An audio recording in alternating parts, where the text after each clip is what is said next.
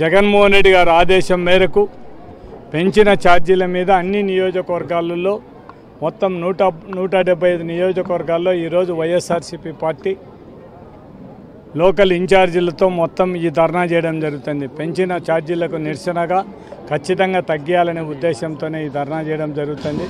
దగ్గర 15,000 కోట్ల రూపాయలు ఈ ఒక 6 నెలల్లోనే ప్రజల మీద భారం మోపిన పరిస్థితి చంద్రబాబు నాయుడు చేయడం జరుగుతుంది. ఈరోజు కరెంట్ ఛార్జీలు ఒక కర్నూలు జిల్లాను చూసుకుంటేనే ఎల్టీఎస్సీ దాని మీద చూసుకుంటే 25,000 కోట్లు 25 కోట్లు ప్రతి ఒక్క నెల ప్రజల దగ్గర వసూలు చేసే పరిస్థితి. 25 ఒక జిల్లాకే 25 కోట్లు ఈ కరెంటు మీదను పెంచితే ఇంకొకసారి ఆలోచించాను. అంటే ప్రజలను దోసుకోవడం తప్ప ప్రజలకు ఏమాత్రం చేసే పరిస్థితి లేదు.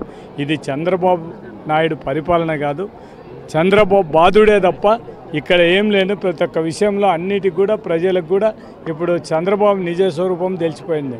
ఎలక్షన్ల ముందర హామీలు ఇచ్చడం, అమలు కానీ హామీలు ఇచ్చేసి నాకు ఓటేయండి, నేను సంపద సృష్టిస్తాను, మీకు అన్నీ చేస్తానని చెప్పిన. ఇప్పుడు అమ్మ ఒడి అయితేనేమి, రైతు భరోసా అయితేనేమి, లేడీస్కి ఇచ్చే 1,500 డబ్బులు అయితే నెలకి, ఇవన్నీ కూడా ఏం చేయని పరిస్థితి. ఉచిత బస్సు కూడా దాన్ని కూడా ఇవ్వలేని పరిస్థితులు ఉండడం. ఎలక్షన్లలో చంద్రబాబు నాయుడు ఏం హామీలు చేసినాడో హామీలను ఖచ్చితంగా అమలు పరచాలని మనం అందరం కూడా చంద్రబాబు మీద మనం ప్రెజర్ తీసుకురావాల్సిన అవసరం ఉంది.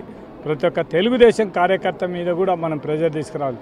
ఈరోజు ఇంకా కొద్దిసేపట్లోనే ర్యాలీ ప్రారంభమవుతుంది. ఇక్కడికి వచ్చిన మా కార్పొరేటర్లు అయితేనేమి, నాయకులు అయితేనేమి, కార్యకర్తలు అయితేనే, గ్రామీణ ప్రాంతాల నుంచి వచ్చిన మా వాళ్ళు వీళ్ళందరూ కూడా ప్రజాప్రతినిధులు లేదా అందరికీ కూడా ఇంత పెద్ద ఎత్తున తరలి వచ్చిన వారికి అందరికీ కూడా కృతజ్ఞతలు తెలియజేస్తూ మరొకసారి దివంగత నేత మన్మోహన్ సింగ్ గారికి నివాళులు అర్పిస్తూ ఈరోజు ఆయన చేసిన సేవలు ఖచ్చితంగా ఈ దేశం ఆర్థికంగా అభివృద్ధి చెందిందంటే మాత్రం మన్మోహన్ సింగ్ గారిని మనం ఖచ్చితంగా అభినందించాల్సిన అవసరం ఉంది. అటువంటి నాయకుడు చనిపోవడం దురదృష్టకరం. ఈరోజు ఆయనకు ఘనంగా నివాళులు అర్పించడం జరుగుతుంది.